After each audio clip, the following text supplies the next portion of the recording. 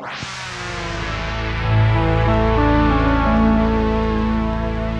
and welcome to the Futro Hidden Movie Gems podcast. I'm your host, Ty Christensen. I'm joined with Cameron Mickle. What's up, Cheeps? And we're joined by Jordan Christensen.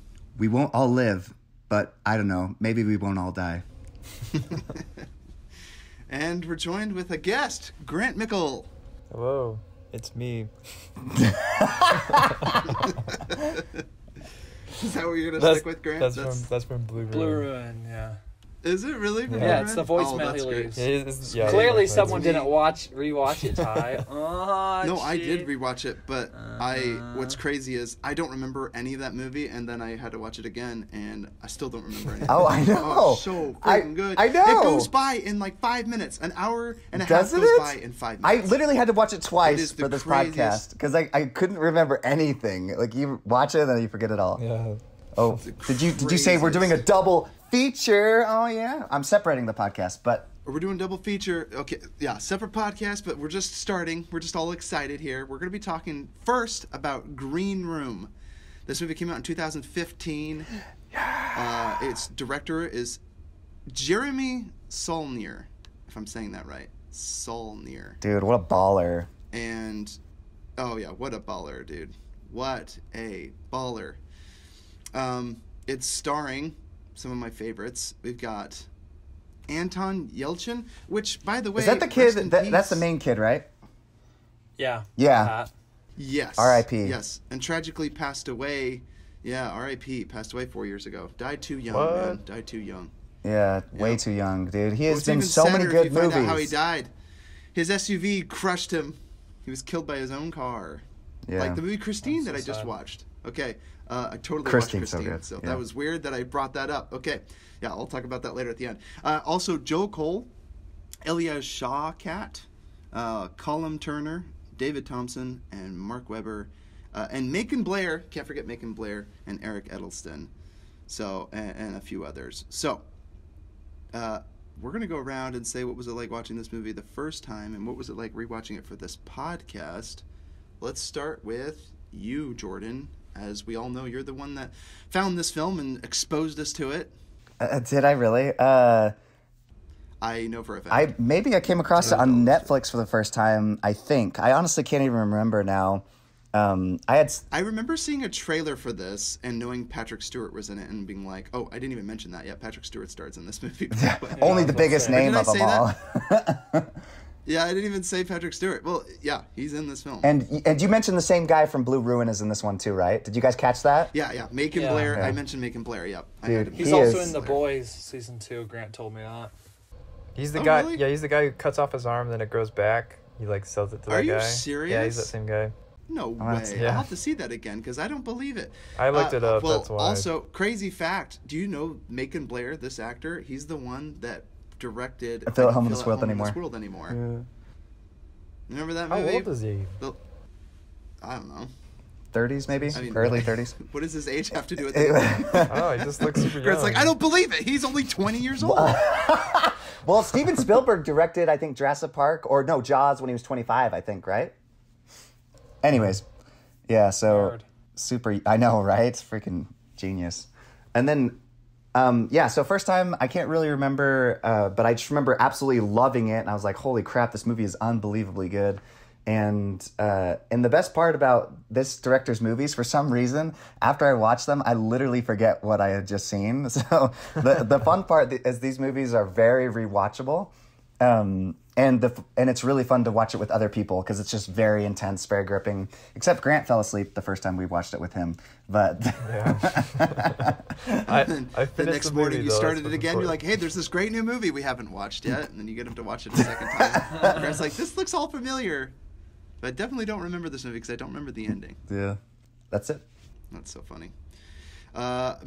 Jordan exposed me to this movie. He kept saying, have you seen Green Room? Have you seen Green Room? Have you seen Green Room? And I was like, no, I have totally not seen Green Room. And then he goes, well, you definitely need to see Green Room. And then just as I was forgetting about Green Room, Jordan mentioned it one more time, and I finally watched it, and boy, was I glad I watched this. Now, I don't remember if I saw Blue Ruin first or if I saw Green Room. Now, Blue Ruin was on a list, a podcaster I used to listen to.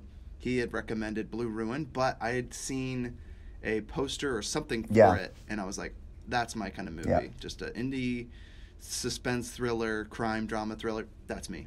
That I am right there. Indie crime dramas are like my favorite things. So I knew I wanted to see Blue Ruin, but I didn't know about Green Room, which is what we're here to discuss. And holy cow, watching this movie, I've brought this up once before on the podcast. This movie is visceral, and I felt it once more watching this movie. This is so intense.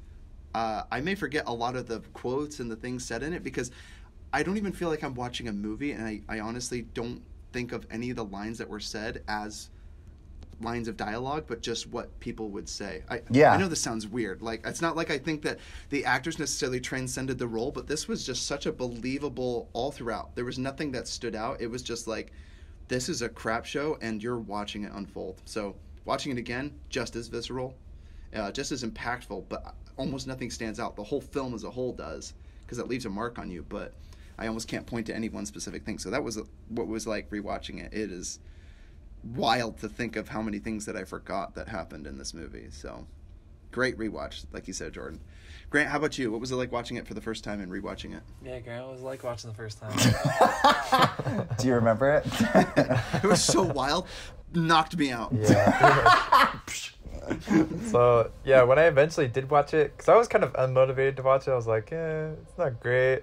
But then, like, to play video games. Obviously, I missed, like, all the best parts, because, like... Wait, what video game did you want to play, though, in lieu of playing, or watching the movie? That was, like... Rocket League, Grant? A year ago. It was probably Modern Warfare or something. Gotta get back into Rocket League. My squad's waiting for me. But I just remember it was so good because, like you said, the action is so crazy, and just, like, it's very graphic and very gory, and, like I'm probably desensitized, but I actually like that stuff in movies. I don't know. It makes it come like to the dark it just side, makes Grant. it like we have cookies. Well, because it makes the show like that much more intense, obviously, but like it's just a lot more engaging when it seems like, whoa, like that's literally like his arm like cut in half, like dangling from. How did they do that? Practical effects. That was amazing. I have no idea. This is crazy. But yeah, it's super good, and it completely goes against expectations. Because I love how it's kind of not what would naturally happen, but like it's like people die off without kind of any like consequential moment, before. It's kind of just like, oh shoot, like he's dead, like that's it, and that's how real situations are. Like if stuff like this is supposed to happen, like a lot of movies, everything's like coincidental and like set up or whatever, but they did a really good job of like making this kind of murdering people without a second thought. Yes. Pretty much. You want to talk about the movie of like Game of Thrones, or the best, like, where you pick the two actors, you're like, I want to be that one, I'm gonna survive, I'm gonna follow his, and like you pick one at the beginning of the film. This is the perfect movie for that. You will not guess who lives and who dies. You will absolutely not guess who lives and who dies in this movie. Wow. Cameron, how about you? What was it like watching it for the first time and rewatching it? The first time I watched it, I think it was like a triple feature I was watching with Jordan. I watched, it's funny that you were talking about I Don't Feel at Home in This World, because at first we watched that first. Home in This World, and then we watched Green Room, and then we watched Dawn of the Dead, or Shaun of the Dead. Dawn, yeah, it was Dawn of the Dead. So it was the craziest night ever, and there was just so much crap happening, and like I Don't Feel at Home in This World kind of prepared me for like the strangeness of Green Room, but yeah, holy cow, the action in it just reminded me a lot of kind of Game of Thrones, and also like mixed with 13 Hours. It's like if teenagers were in Game of Thrones and 13 Hours, just in a room in like a punk band. It was wild. And then rewatching it for the second time, I don't know, it was just as good, kind of like you guys talked about, like a lot of the stuff I remembered a lot of it. It's pretty hard for me to forget stuff about a film, which sometimes can be annoying because then it's less. Well, you watched them, I feel like, a little too close to each other. I feel like you should give like yourself a year before you watch it again. You kind of watched it. Yeah, that is true. I did watch it about a couple months after. I haven't seen this Yeah, just to my credit, even though I have no justification, I am losing my mind. But I think it was close to 3 or 4 years ago since I first saw it. So Oh, yeah, for sure. Just to my defense. And Cameron was just like a couple months, right? Yeah, not saying I'm Who are all of superior or you? anything like that, but What am I looking at? no, but Oh, sorry, I'm I losing my definitely really, I don't know, it kind of like you guys were talking about, it's just like a really good like experience, and it is fun to watch people's reactions because they're just like, holy cow. Like the second time I watched it, I was watching with a girl and her reactions were hilarious. She's like, holy crap, like that dog just destroyed him. And I'm like, yeah, they don't mess around in this movie. No, they do not mess around in this movie. Jordan, why don't you hit us up with a plot recap so people know what we're talking about here? Yes. I have it, Jordan, if you don't. Got it right here. Yes. A punk rock band is forced to fight for survival after witnessing a murder at a neo-Nazi skinhead bar. Yep. Yeah. It'll all be over It's, soon. It'll all be dude. over soon. Oh, yeah, freak, dude. I get chills at man, that part. So that's a quote. Chills. Yeah, yeah. No, my most terrifying... Okay, so again, let's just say our two favorite things. Mine are two scenes. Well, actually, so it's two things, but they're two scenes. One of them is as they decide collectively to open the door. Yes. And they're opening it. And then they're watching, and you can see there's a reflection. vent that's been broken. She's watching through the vent. There's Patrick Stewart's feet. He's backed up from the door, and as they start to open it, her perspective slightly changes at vantage point where she can see other feet, and they're like, they're killing us. And they're about to hand over the gun that's an unmarked pistol, and it's their only weapon of defense. And that scene, I literally have to hold my breath. It is the most stressful movie scene I've ever seen. So his hand, he's literally reaching his hand through the door, and then all these neo-Nazi punks grab the guy's hand and just start wailing on it, and you don't see what's happening on the other side of the door, and he's screaming, he's holding onto the pistol, and he finally lets go of the pistol and brings his hand back in, which has been severely cut and is literally hanging by Severely tendons. cuts It is the so understatement disgusting. of the century. Holy cow, that thing is hacked in half. Oh, right. It's shredded, and it's so devastating to see. And this, I mean, Anton Yelchin, man, you got to talk about a guy that was so believable. He's not interested in this moment to be the actor that's going the. It's like it was so believable and it was so painful. That scene stuck with me, and I'm pretty forgetful and I'm also desensitized, but that was just one that really rung out to me, and I brought it up on this podcast for that exact reason. This scene, it broke my heart. And then the moment of courage that he gets from his friend, his band member, he's like, hey man, you held on longer than I would have. And that just, I don't know why that just like broke my heart. Like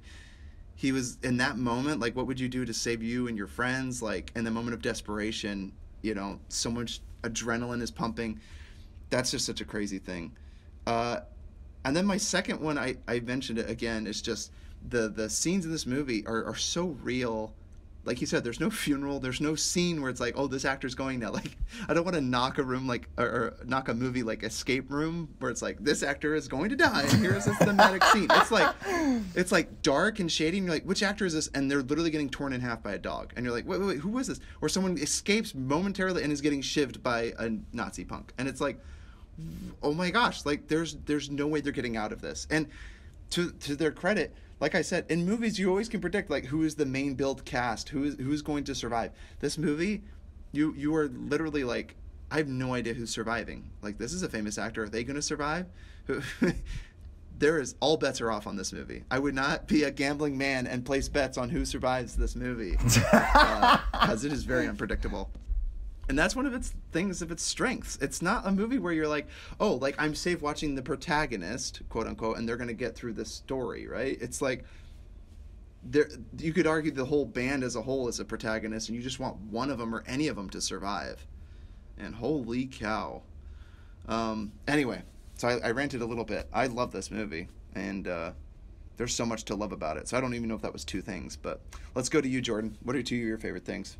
Well, I don't want to take Cameron Grant's, but I was just going to say I'll just say one of my favorite scenes is, and I rewatch the scene all the time. It's just so beautiful. I love watching it on the projector, and it's the scene where they start singing, they're like, Nazi voice, Nazi voice, Nazi voice, F up. And they're like singing, but then it's not that song, but Dude, it's a couple. The cojones on these band. Yeah, I know, the right? Well, my cojones favorite on part this is thing that's the guy that comes up with the idea. He chickens out while he's up on the stage, and then the girl turns to him and says, "Don't chicken out now, or I'll tell everybody here that you're a Jew." and so they all do that. And then it's not that part, but it's the part leading up to the part when just as they start to play that really heavy song, and all of a sudden everything just goes into like slow motion, and you hear that like peaceful meditation music. Oh, that moment. It's just, I love it. And it transcends and it turns sublime almost. Yeah. And I mean, because if you've ever... It is a little funny, though, because isn't the director of this, or is it the actor, Macon Blair? They always have, like, death metal in all of his movies. I think it's the director, right? Jeremy Saulnier is... He has, like, death metal in all his movies, and I kind of like that he, like, tuned out the death metal, because I'm not a fan of death metal, just right off the bat. And so it's kind of nice when he, like, tunes out the music and it turns blissful, because I'm like, I think this is the emotion that they probably feel. Yeah. Oh, yeah. So I'm glad they changed the music to, like, make me feel that, too, and reach a more general audience like me, because I'm, like, I remember being a kid and I'd listen to Linkin Park and be like, shut up when I'm talking to you! And I'd be like, oh, I can't listen to this. My sweet spirit, I can't listen. And but now I'm like, yeah, Linkin Park is pretty much as hard as Ty, I think you nailed it up the head. I totally think, because I haven't been to like a mosh pit or anything, but I have been to concerts and where everybody's jumping up and down. And in that moment where you're jumping and you're being thrown back and forth between people and you have no control of what your body does, it's a really cool moment. And I feel like this moment captured that perfectly. And then only other thing I'll say is going along with the title Green Room, this whole film just feels very visually green. Like it's very fun. It's kind of like a sickness, you know, it's just like this feeling of, you know, at first it's kind of a beauty because you see all the trees. It's just a very beautiful state. But then as soon as they get into that room, it just turns everything to that sickness of that green room. What is that sickness, Jordan? Neo-Nazi belief system. It's a sickness, man. Everyone in this movie's sick. Okay. All right, Kevin and Grant. Grant, how about you? Your two favorite things. I want to say kind of like you guys talked about, like how unpredictable it is. Because I just love when like one of the neo-Nazi guys like ends up liking one of the girls or something, and so he comes in to actually help them. I'm like, sick, they actually have a good guy on their team now. I know where the gun is, like, boom! Instantly. Yeah, he grabs the gun behind the counter and then he just gets shot in the face. I'm like, oh my gosh. I'm pretty sure that's Mark Webber's character, who was also in the band Scott Pilgrim, just that we also reviewed on this podcast. Oh, that's where he is from. Yeah, Scott Pilgrim. He's the main for leader. the band. He's for the band. Neil, for the band. For the band. Yeah. He's the Neil. He's the talent. Okay. And then I would say also the cinematography is super good. Is the common theme of kind of the same thing with Blue Ruin, how like there's that common theme of blue throughout it. Yes. Like Green Room does the same thing, like of that green throughout the whole thing. And then it's just like A24 just has amazing cinematography. Like it just totally puts you in that world, and like, and just the use of like the, I don't know, effects or filters or whatever, lighting, it creates the perfect mood for everything that's going on. It's just like dark. You don't really see everything that's going on. It's insane. Well, Grant's an artist, and also you should know something about Grant. When he plays video games, he's always taking screenshots of like really pretty scenery. Nerd. All right, Cameron. Yeah, it's true. I mean, my first thing is I absolutely love Patrick Stewart. Every single scene he's in, he just creates like it just gives me so much anxiety of how like sure he is about the situation. Like he seems way too comfortable to be in the situation that he's in. Like it seems like he's not even bothered. He's like, oh yeah, he's like, we've called the police, this and that. Like he knows exactly what's happening and he knows exactly what to do in order to control the situation. And because of his calmness, it brings like a sense of like fear that you're like, oh my gosh, like I don't know what's gonna happen, but like he's so confident that and he's like so in control of the situation. He uses dogs, and then like when he's telling them how to kill them, you're just like, oh my gosh, they're so screwed. A bunch of teenagers, like a bunch of young 20-year-olds who are just like trying to get out of there, and he's like, okay, make sure that you don't like no body shots, otherwise you'll be pulling up the slugs yourself, and just like and then like, he said don't hit too hard so you don't hit bone. You're just like, oh my gosh. And then my second thing is kind of similar to what you guys were talking about. Obviously, the cinematography is great, but I think the the camera work is better than the cinematography, just because I love a lot of suspense films kind of ride the whole dramatic irony where we know what's going on but they don't, or we know a majority of what's going on and they don't. Oh yeah. But this film does a really good this film does a really good job at putting you in their shoes.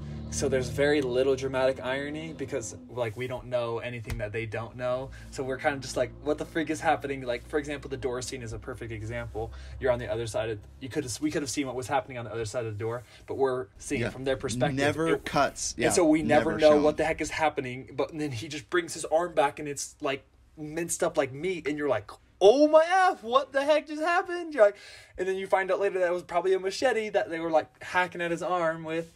And there's just so many things that kind of set it up to where that's, I feel like, what creates the true suspense is, I mean, dramatic irony obviously is good, but I don't like knowing it a lot of the times, and it kind of puts you in the shoes where, like, I remember the scene, it was my favorite scene in the movie. It's the final scene when he, spoiler alert, kills Patrick Stewart and, like, yeah. Shoot him right in the fetching face. Yeah, he shot him right in the hole, and there's the little stream coming out of the back of his head.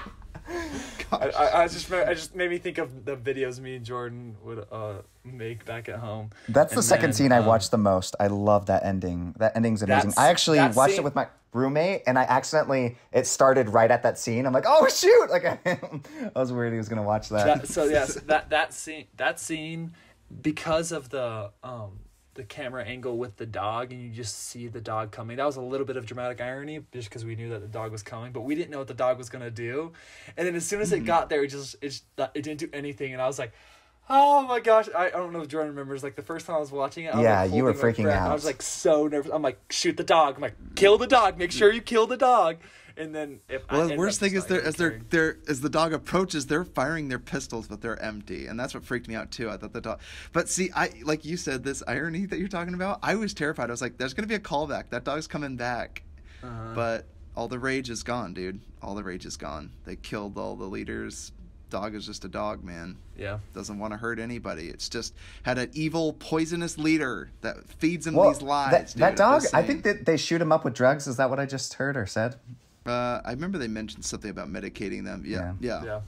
They do it in the movie. Yeah, it's kind of like Mad Max. They like spray stuff in their face, and they like can do stuff even though they get stabbed or something. Yeah, but here's the thing. Not to get all preachy or like, you know, philosophical, but I really think that the dog, it's like a pit bull is like generally known as like the scariest dog, right? Like, I mean, they're very vicious, and their bite, man, their freaking jaws, they could just tear bones, you know, with their teeth, right? But if you think about it, like the dog at the end is very tranquil. Its master, the one that was telling him, Foss, kill him, you know, like he was the one demanding that they'd kill all the people. After the leader was dead, the dog was very tame and it was very peaceful. And I was like, dude, it's like evil people like Patrick Stewart in this movie. He's not the actual actor, Patrick Stewart, the leader of this neo-Nazi group. You know, he keeps talking. You know, he uses racial slurs. They have this drugs that they're selling, and the dog is literally embodies all of the people that follow this ideology. Right? They're in this club. They're doing violent things for their leaders. Right? They literally commit crimes and go to prison for the stabbing. Right? Just so they can get away with this murder that they've done, and now dispose of this whole band that appeared and played at their bar. It's just crazy. So I think it's great that once the master's gone, the dog is pacified and there's no more problems. Get rid of these nasty people. It kind of reminds me of the scene in The Dark Knight Rises, the opening scene when the guy's about to hook himself in, and then Bane's like, "No, they need one of us there must be one of us at the wreckage." And then he's like, "Yo, that's wow. right. Just like a pawn. Yep, just like a pawn. Yep." Just, well, did you catch what Patrick Swayze? No, sorry, Patrick. What's his name? Stewart. Patrick Stewart. Yeah. Patrick Swayze. Sorry, Patrick Swayze. Swayze. Dirty Dancing? What the fudge? Okay, Patrick Stewart. Did you catch the part? Dancing neo-Nazis. He's like, "You will lose your livelihood, but just as long as I don't lose mine." I was like, "Gosh dang, jeez, man." Yeah, if that's not enough to rebel and kill your superior, I'm not sure it is, man. Amen. Yeah, dude. But I loved every plan, Cameron. He just, to the T, man. He knew everything. Like you said, he was just way too calm. Way too much in his element. He was it was just about money. And well, he lost his calm at one moment when he grabbed his head and threw it against the wall when he was like, It's like, they're smarter than you, and then he was like, I'm sorry about that, and then he goes right back to being calm again. It was like, it reminds me of Jake Gyllenhaal. Yes, the Nightcrawler. one that loses his cool. Just that one moment. terrifying. I love like when a bad guy only loses his cool for just a minute. It's so good. And it also it creates a sense of like fear of how calm they are versus like being a guy who's all scary. Like freaking all DC movies think that some big scary guy with the more frantic you yell. CGI, and the more monologue. Andre Sator from Tenet. Yeah! It's not scary. It's a little cartoonish, so it's much scarier when, yes, they're calm, they're calculating, they're planning, and they're just... That's it, because recently me and Grant just started rewatching Death Note, and oh my gosh, dude, it's so scary how calm L and Light are. Both of them are like inside, like, and then outside they're like, oh really? And it's just like, it's so hilarious to see like their thought process versus their actions. I love when Light's like screaming on the inside of his head, like, ah, and then he has to like keep like a straight face. He's approaching me. He's like, why would he approach me? He's like, does that mean he already knows something about me? He's like, I just gotta play cool. And he's like, oh, you must be new to this school. And you're just like, what the fudge? How do you like control all that emotion? Just so good. Lifeless, dude. He's fucking insane. That's great, cat and mouse. That's what this movie is, cat and mouse. Holy crap! Yeah, big cat. Well, did the ending of this remind you of Donnie Darko? Like it was showing like different clips of the people you met early on in the film. Like same thing happened at the end of Donnie Darko. They were showing like clips. True. I just thought that was kind of fun while music was going on. I haven't seen Donnie Darko in a minute. I was just watching a video about why it's so good. I need to rewatch it. I think so because we're doing a mini episode about this real quick. Does anyone have any gripes or anything that they wanted to throw out real quick? No. I just one is obviously the death metal music. I hate death metal, and so that was definitely one of my biggest gripes. And then the what's it called? I didn't like how they handed over the gun. I don't know. I just thought sad. the chick, like the one who was there, the Nazi, she just started. The chick who just like sliced up that guy like cottage cheese. Like I thought she turned it to like this just ruthless serial killer just a little too quick. I was like, she was not messing around. Moment he's KO, she's like zoop, zoop, zoop. I'm like, what the fuck? Well, again, she's seen what they're capable of, right? Because she said like, don't trust them. She was the one that was most distrusting of everyone there, because the band, they had never been exposed to this kind of like criminality, right? They were like, they're saying they're gonna let us go. They're gonna. That is the cops true. are on their way. But I'm just saying, like, cops have already left. They've already the first time you ever kill a person, I don't know if you'll be able to just like mutilate. No, but like that wasn't. I don't think that was the first time. Remember, she had that bloody bat in her trunk. So clearly, somebody else had been killed earlier, and she knew about it too. Either her boyfriend. I think her boyfriend probably killed somebody. I think it was the first time she had ever killed anybody. That was just. That was the only reason why I thought that was a little She could have been an accomplice, though, right? What little we know, and that's again, it's all left up to ambiguity. But that's what kind of makes it fun. It's like, again, what's her deal? My favorite. Again, one last thing. We'll get any other nitpicks? I don't think so. I was gonna say, who wins this movie? I would say my favorite is Anton Yelchin. Oh, totally. He plays Pat. I think Pat is, and it's great. Because, spoiler alert, if you haven't seen this movie, don't listen now, but Pat is one of the few survivors, even though he gets mutilated and doesn't make it survived, quote unquote. Right, yeah, no, if you can call he's it totally surviving. fine. Yeah, he's totally fine. He's totally fine. He'll be okay. He's fine. He's totally fine. Is that from Unhinged podcast? Yes. He's going to be fine. Totally Oh, that's right. He'll be okay. That made me think Hey, wait, didn't this remind you of Yeah. Unhinged? Okay. The whole paintball part? he'll be okay. It reminded me of the video game, remember? The, like, plan? Yes, so that's my only favorite quote. So we're gonna get right into favorite quotes here. My favorite is just when he tries to give a pep talk. He talks about how all these Marines went paintballing and they were using like amazing techniques and they knew like signals and signs and code words and names and stuff, and they were just decimated. One thing I really like of the quote though is that these Marines, right, were so tactful, and they were like destroying them in paintball. And then he gets interrupted, so you don't even get to hear the end of his story, but it's a callback at the very end when they're about to die, and it's just the two of them. It's just Pat and Amber, and they're sitting there, and she's like, well, what's the rest of that pep talk? And he goes, no, it's stupid. And she goes, no, I want to hear it. And he's like, well, so this crazy friend of mine went out running like a madman, and he ended up destroying these Marines at paintball because he just looked at it as if it were a game. And so they stage it in a really good way where he pretends that Amber's down in the hole and that Pat's character is like yelling at her from the hole, and he's got like war paint on. I freaking love that they like actually took the time to put war paint on. And so he like, buzzes his dives down head in the hole. Yeah, and buzzes his head. And he acted like she was already down there. So when he dumps down there, one of the guys follows her down there, and then she comes out of the freaking couch, dude. She like sneaks out of the freaking couch. Was so and just sick. slices his throat at the entranceway and kicks him down. And then she starts counting the shotgun shells as he fires the gun off. Oh my gosh! Talk about intensity. It's just so real. It's visceral. This movie's so freaking good. Talk about the intensity of him trying to fetching load a shotgun with one hand, and he's like, looking like an autistic kid. I'm like, oh, just load it! It's so stressful. Are we doing quotes now? Yes, quotes. Okay, I got a ton. Okay, so I said there's nothing like, a line that you can remember off the top of your head. I had to write them down because they're really good, but it's just like, it's not like something like "Hail to the King, baby," something super funny that you can't forget.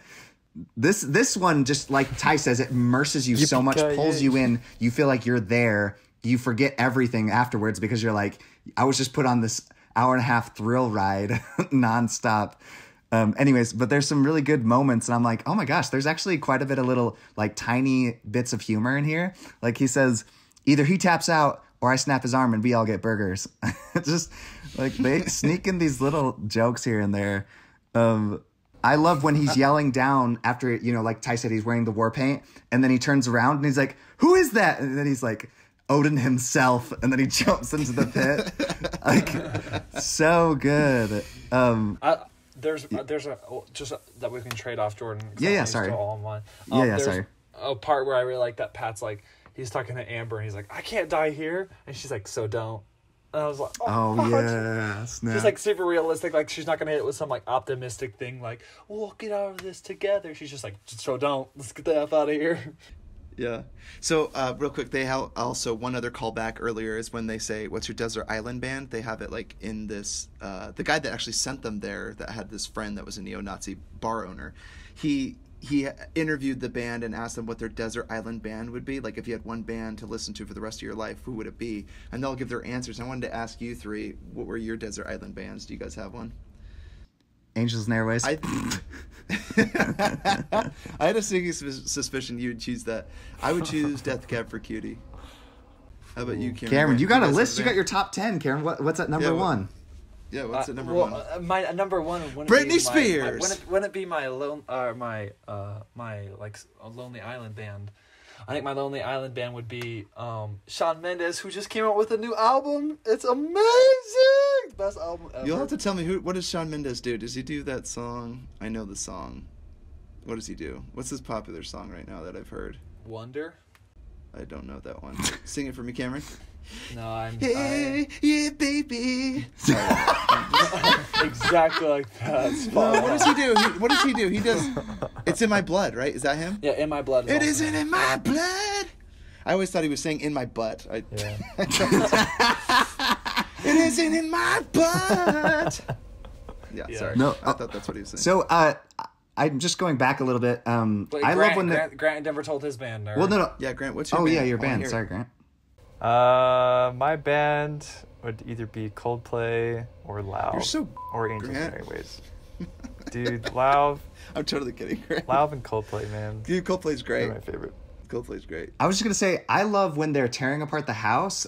It always bothers me in movies where I'm like, clearly they don't want to harm this house because it's, it's like a rental and they're shooting there. But this movie, they're actually like trying to like smash through the walls and stuff and the floor. Like, I love that because I feel like in too many movies, they're like, oh, I mean, instead of like trying to escape, I'm like, why don't you just smash that? Why don't you just smash that Give window up now. or smash? Don't try.